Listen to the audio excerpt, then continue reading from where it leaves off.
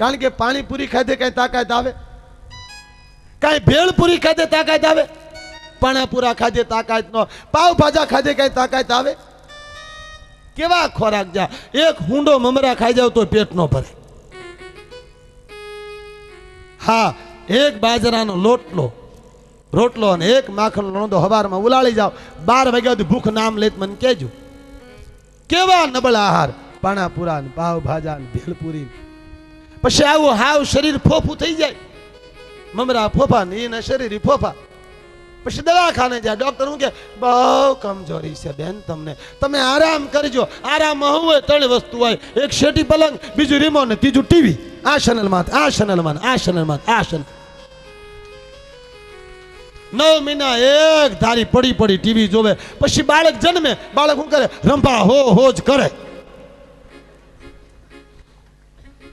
જે માએ 9 મહિના એક ધારા ટીવી જોય એનું બાળક આ જય શ્રી કૃષ્ણ રાધે કૃષ્ણ કરતા નથી કે ઈ રંભા હો જ કરે. સાજન તેરી બિના દિલડું લાગે ની, ધીરો રે. ઘોડિયામાં સાજનના ઋત્વિક રોશનના ગીત ગાય. બોલો હવે આને કેવું?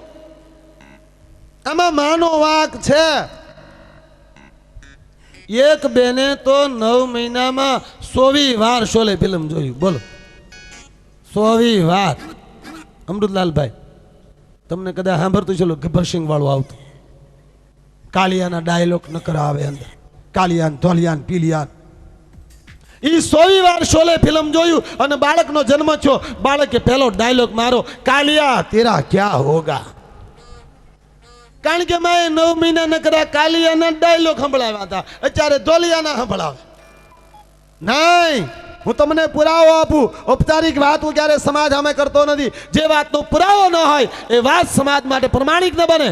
200 વર્ષ પહેલા, 5000 વર્ષ પહેલા અને સેંકડો વર્ષ પહેલાનો પુરાવો કે માની નાભીમાં બાળક ભણે છે. હા ભણે છે નહીં, સાંભળે છે, જ્ઞાન ગ્રહણ કરે છે. પણ આજની માતાઓ તો હા 9 મહિનામાં જેમ ફાવે એમ જીવે.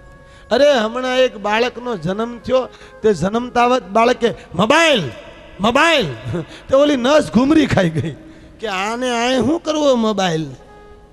ગઈ ડોક્ટર માં, સાહેબ હાલો તો જરા ગોટાળો થયો.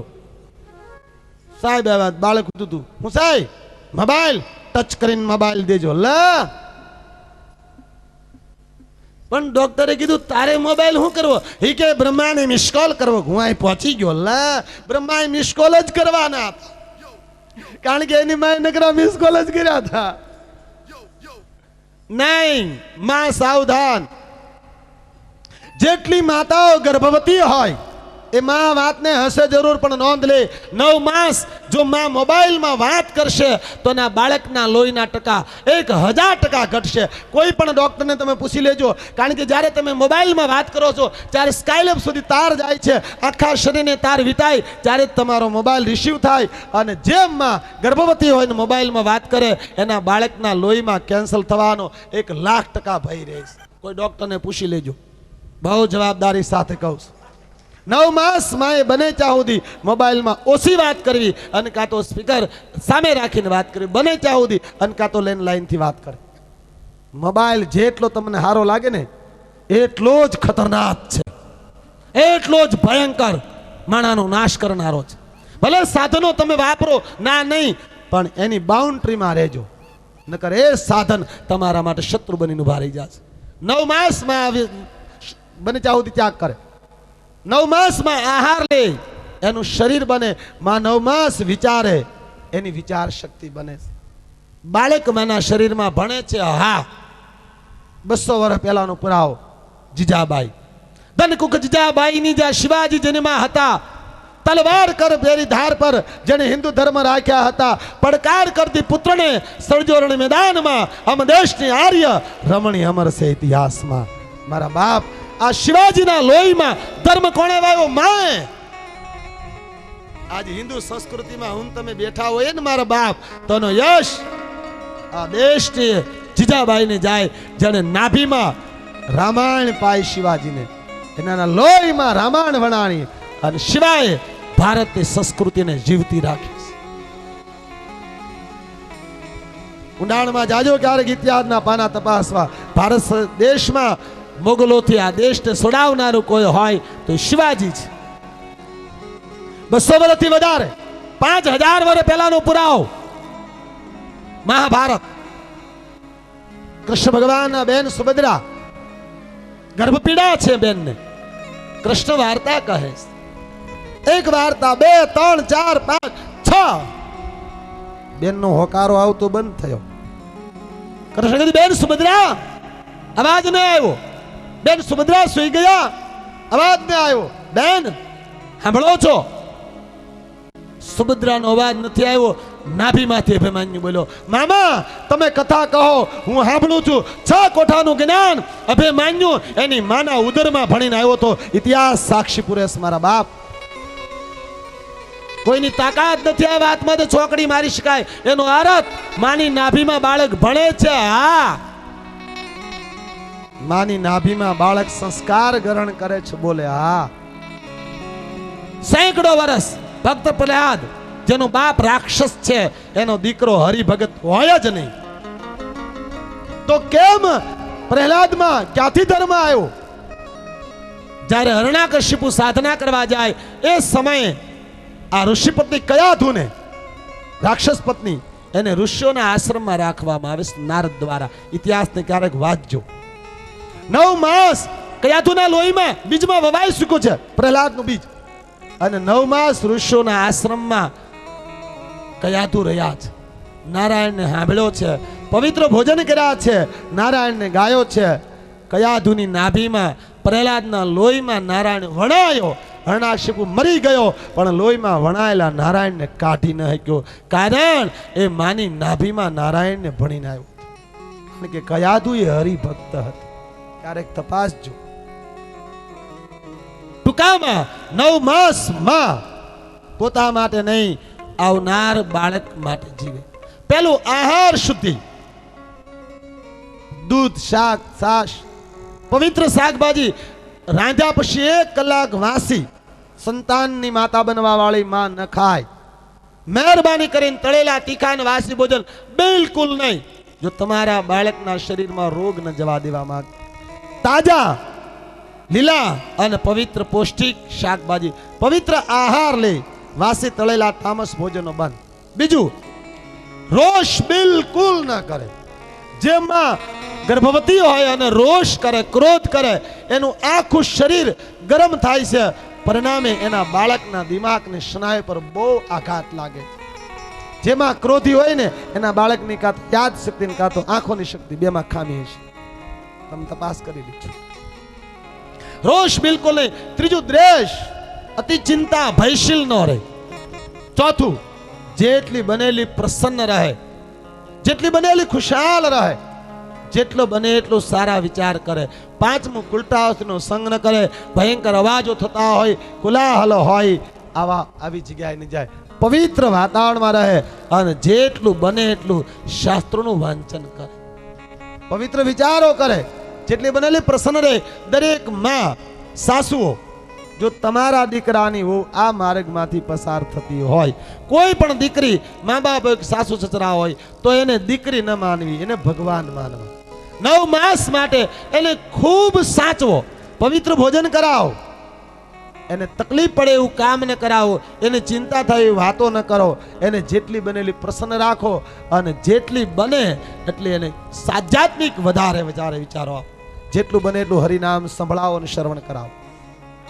જો ભવિષ્યમાં આ દેશમાં સંસ્કૃતિને જીવતી રાખવા માંગતા હોત તો આમાં તો ખાલી દીકરીઓને જ આવ્યું, યુવાનોને ક્યાં કંઈ કીધું છે? આમાં તો યુવાન ભાઈ બહેનોનું બોલ્યો તો દરેક યુવાન બરાબર સાંભળજો, કારણ કે હું બહુ કડવું બોલવા વાળો વ્યક્તિ છું. હાદ કડવું બોલું. જેટલા યુવાનો વ્યસની છે એ નોંધ લઈ લે.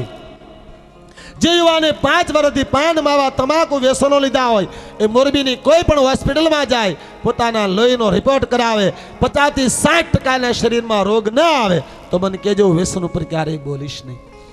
જે યુવાનો વ્યસની છે, પાન માવા તમાકુ બીડા શરાબ પીવે, એના લોહીમાં જ રોગ છે અને રોગી બાપના દીકરા ક્યારેય નિરોગી હોઈ શકે નહીં.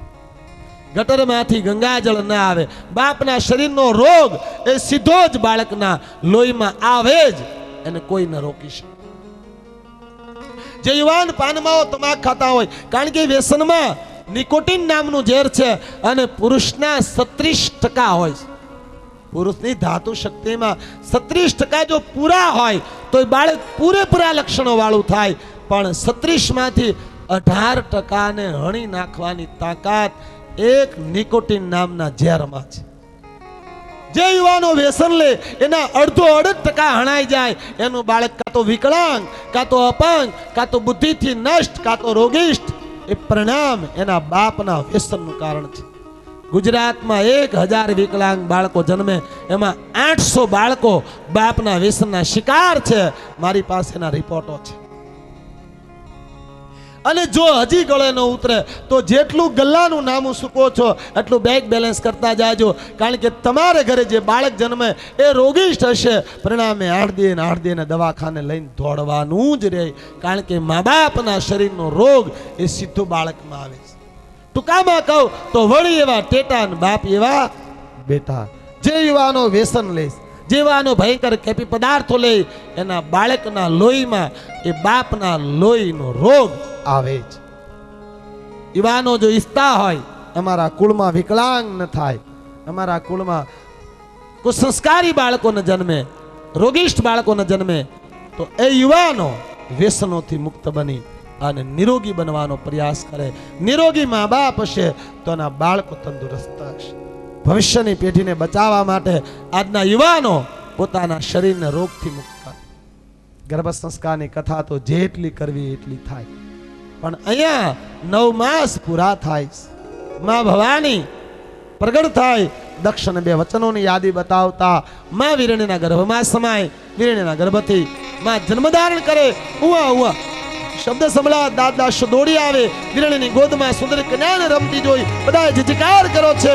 બોલીએ સતી માત કી જય, ભવાની માત કી જય, કાલિકા માત કી જય, બહુચર માત કી જય. દેવી જગદંબાનો અહીંયા જન્મ થયો, દેવતા જયકાર કરો.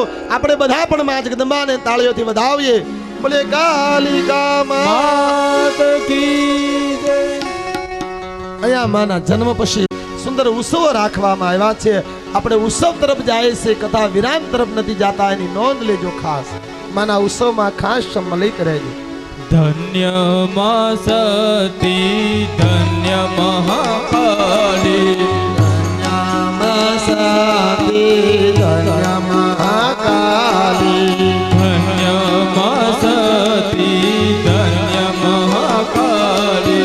દક્ષ ઘેરે લીધો અવતાર, યુગ પેલા જન્મી માં જોગણી.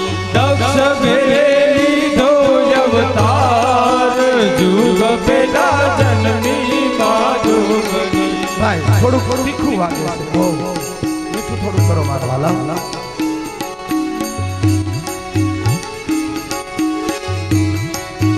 આ બાજુ રાખો, થોડું સુધાર બોલા ધર્મ લાગ્યા. આ બાજુ રાખો.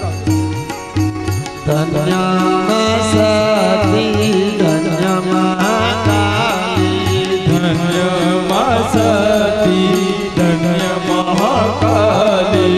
દક્ષ ઘેરે લીધો અવતાર, જુગ પેલા જન્મી માં જોગણી. હે દક્ષ ઘેરે લીધો અવતાર, જુગ